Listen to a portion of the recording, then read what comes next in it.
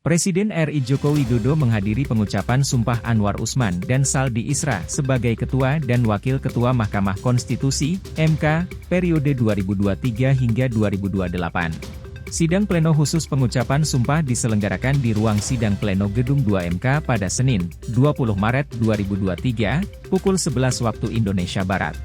Jokowi masuk ke ruangan bersama adik iparnya, Anwar Usman dan Saldi secara bersamaan.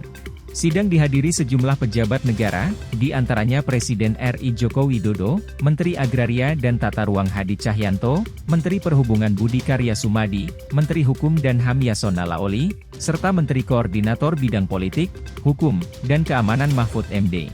Anwar dan Saldi sebelumnya terpilih dalam pemilihan Ketua dan Wakil Ketua MK pada Rabu, 15 Maret 2023.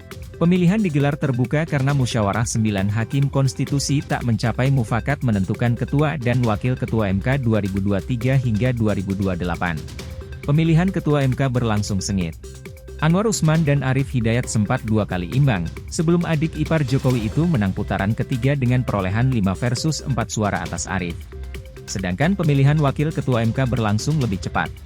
Saldi Isra berhasil mengungguli Daniel Yusmik Foeh dengan 5 berbanding 3 suara, sedangkan satu hakim konstitusi abstain. Anwar yang merupakan usulan Mahkamah Agung itu menjadi hakim konstitusi sejak 2011.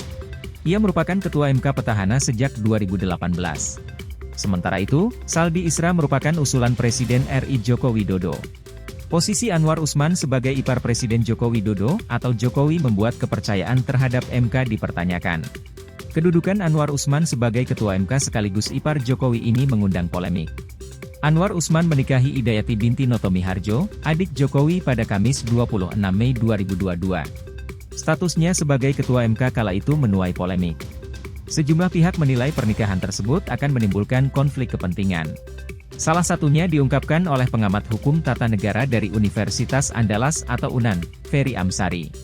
Ferry khawatir akan muncul konflik kepentingan saat pengujian undang-undang atau UU di MK.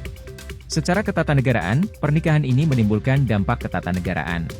Penting bagi kita semua untuk memiliki peradilan konstitusi yang taat dengan nilai-nilai peradilan yang merdeka dari segala relasi kekuasaan, ujar Ferry. Kritik senada juga muncul dari akademisi UI Yogyakarta Alan Wardana. Menurut Alan, masalah konflik kepentingan selalu akan muncul dalam menjalankan tugas, terutama dalam pengujian undang-undang. Apalagi tahun depan MK akan menangani sengketa hasil pemilihan umum baik legislatif maupun pilpres. Maka sulit untuk memastikan bahwa Ketua MK terpilih akan bersikap independen dan imparsial. Ya meskipun yang bersangkutan dapat berdalih tetap bersikap independen dan imparsial, cetus Alan.